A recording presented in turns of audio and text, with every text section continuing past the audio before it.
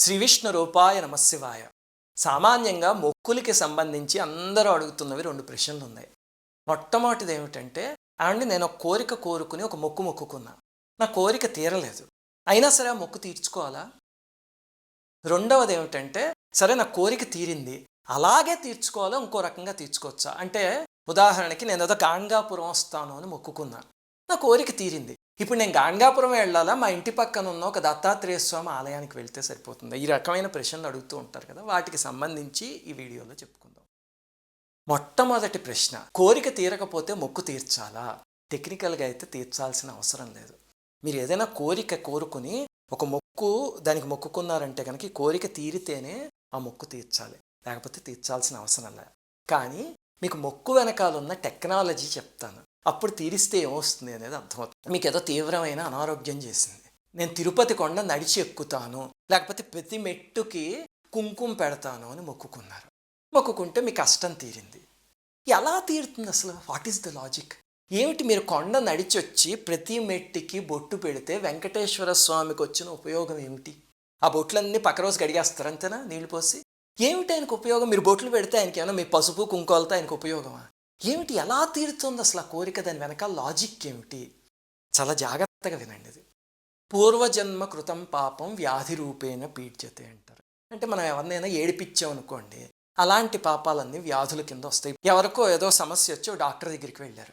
ఆ డాక్టర్ చాలా simple treatment చేస్తే ఆ సమస్య తీరిపోతుంది. అంటే తలనొప్పి అని వెళ్తే ఆ డాక్టర్ చూసి ఓహో దీనికి ఫలానా మందు వాడితే తగ్గిపోతుంది అని డాక్టర్కి తెలుసు. అది చెప్పకుండా నువ్వు వెళ్ళి ఎంఆర్ఐ స్కాన్ చేయించుకురా అని వచ్చి స్కాన్ చూసాక ఓహో నీకేం సమస్య లేదు ఈ ట్యాబ్లెట్ వాడు అని ఇచ్చాడు అనుకోండి. అది మోసం కదా. అది ఎక్కడ కొడుతుంది అంటే వెళ్ళి తనకి కానీ తన కుటుంబానికి కానీ ఆ జన్మలో కానీ పక్క జన్మలో కానీ ఖచ్చితంగా కొట్టి అనారోగ్యం అనే రూపంలో బాధపడతారు.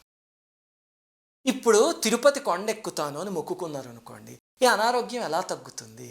అక్కడ విచిత్రం ఏమిటంటే కర్మని అనుభవించడానికి 2 మార్గాలు ఉన్నాయి. కష్టపడుతూ అనుభవించడం, సంతోషంగా అనుభవించడం.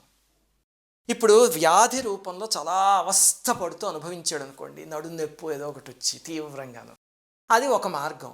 లేకపోతే లేదు తిరుపతి కొండెక్కి ప్రతి మెట్టుకి బొట్టు పెడతాను అనుకున్నాడు అనుకోండి, వాటన్నిటికీ బొట్లు పెట్టాలి అంటే ఎంత కష్టం, నడుము పట్టేస్తుందా? ఆ రోజు పక్క రోజు ఇంక అసలు లేవలేరా?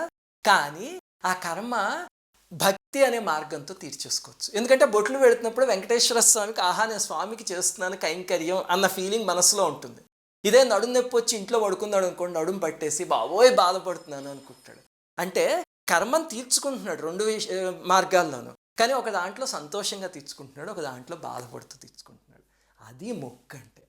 అందుకని ఒకటి గుర్తుపెట్టుకోండి, మీరు మొక్కు అనేది మొక్కుకుంటే కనుక ఖచ్చితంగా అది తీరిస్తే మీ కర్మ అంతో ఎంతో కరుగుతుంది. కానీ ఆ కర్మ బలీయంగా ఉందనుకోండి, అంటే ఇందాక నేను చెప్పిన డాక్టర్ ఉదాహరణలో అలాగా వేల లక్షల కుటుంబాలని మోసం చేశాడు అనుకోండి, అప్పుడు నేను ఒకసారి తిరుపతి కొండొచ్చి మెట్లు ఎక్కుతాను అంటే ఇంత కర్మలో ఇంత తీరుతుంది. అంతేకాని మొత్తం తీరదు. దానికి వాళ్ళు ఏమనుకుంటారంటే ఓహో నేను ఏదో మొక్కుకున్నాను, ఈ దేవుడికి శక్తి లేదు తీర్చలేదు అనుకుంటాడు. శక్తి కాదు అక్కడ, మన కర్మ అంత పెద్దది ఉంది. మీరు తిరుపతి కొండ ఎక్కితే ఖచ్చితంగా కొంచెం కరుగుతుంది ఆ కర్మ, కానీ మొత్తం కరగదు. అందుకని మొక్కినా సరే కోరిక తీరకపోతే మొక్కు తీర్చుకున్నారనుకోండి, ఎందుకు తీరట్లేదు అనే దాంట్లో కొంత కర్మని కలిగిస్తుంది. అది లాజిక్. ఇంకా రెండవది, ఒక మొక్కుకుని దాన్ని వేరే రకంగా తీర్చొచ్చా అంటే, ఇప్పుడు ఏదో నాకు పిల్లవాడు పుడితే ఫలానా చోటకి గాణగాపురం వచ్చి దత్తాత్రేయ స్వామి దర్శనం చేసుకుంటాం అనుకున్నాడు. పిల్లలు పుట్టేశారు. సామాన్యంగా ఒక దుర్లక్షణం ఉంటుంది ప్రతి వాళ్ళల్లోనూ, కోరిక తీరాక ఇంకా మొక్కుని కేర్ చేయరు. ఆ పిల్లలకి పెళ్ళిళ్ళు వచ్చినా సరే వీళ్ళ మొక్కులు తీరవా. చాలా చాలా చాలా తప్పు అది. అది ప్రకృతి ఎక్కడ కొడుతుందంటే తీసుకొచ్చి ఆ పిల్లల దగ్గరే కొడుతుంది. ఒకసారి ఏదో ఒక తీవ్రమైన తేడా చేస్తుంది, వెంటనే పరిగెడతాడు దేవుడి దగ్గరికి. ప్రకృతిలో ఆ ప్రిన్సిపల్ ఉంది. అది ఎందుకండి ఇది అంటే, మొక్కు అంటే అర్థం ఏమిటో చెప్తా. అది ఒక కమిట్మెంట్, సత్యం. ప్రకృతిలో సత్యం ధర్మం అనే 2 ప్రిన్సిపల్స్ ఉన్నాయి.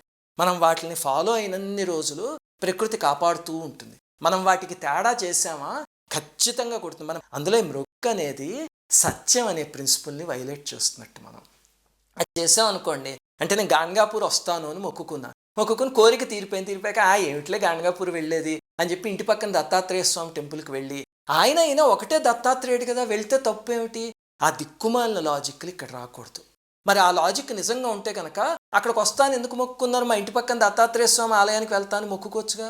అంటే కోరిక తీరిపోయింది కాబట్టి ఆ సత్యం అనే ప్రిన్సిపల్ని వైలేట్ చేస్తున్నారు. అది వైలేట్ చేస్తారా వచ్చి ప్రకృతి పట్టుకుంటుంది. అందుకని మొక్కుకుని కోరిక తీరితే కనుక అసలు మొక్కుకోగానే తీసుకువెళ్ళి ఒక డైరీలో రాయండి. ఎందుకంటే సత్యం అనే ప్రిన్సిపల్ని ఎప్పుడు వైలేట్ చేయకూడదు. రాసి తర్వాత ఒక్కొక్కటి తీర్చుకుంటున్నారేమో చూడండి. అలా చెయ్యకుండా నిర్లక్ష్యం చేస్తే మాత్రం తప్పకుండా అది తగిలి తీరుతుంది. ఎప్పుడు చేయకండి అలాగా. అది ఏమిటి అంటే అహంభావం. కుదరదా? కుదురుతుంది. ఏ సినిమాలకు వెళ్ళామా, షికార్లకు వెళ్ళామా, ఊళ్ళు తిరగమా, తిరిగినప్పుడు మనం మొక్కుకున్న మొక్కు తీర్చుకోవడానికి కుదరదా? ఖచ్చితంగా కుదురుతుంది. కానీ ఏమిటంటే ఒక రకమైన నిర్లక్ష్యం అనమాట. ఆ కోరిక తీరిపోయింది కదా, ప్రకృతి తీసుకొచ్చి అక్కడే పెడుతుంది. మళ్ళీ పెడితే అప్పుడు వెళ్ళి తీసుకోవాలి. అలా హార్డ్ వేలో చేసే కన్నా ప్రేమగా చక్కగా మీరు మొక్కుకున్న మొక్కులు. శ్రీమాత్రేన. అందరికీ నమస్కారం. మన భారతీయ సనాతన ధర్మం గురించి, ఈ దేశంలోని మహనీయుల గురించి, ఆలయాల రహస్యాల గురించి ఎంతో పరిశోధన చేసి ఈ ఛానల్ని మీకు అందిస్తున్నాం. సబ్స్క్రైబ్ చేసి పక్కనే ఉన్న బెల్ ఐకాన్ని క్లిక్ చేయండి.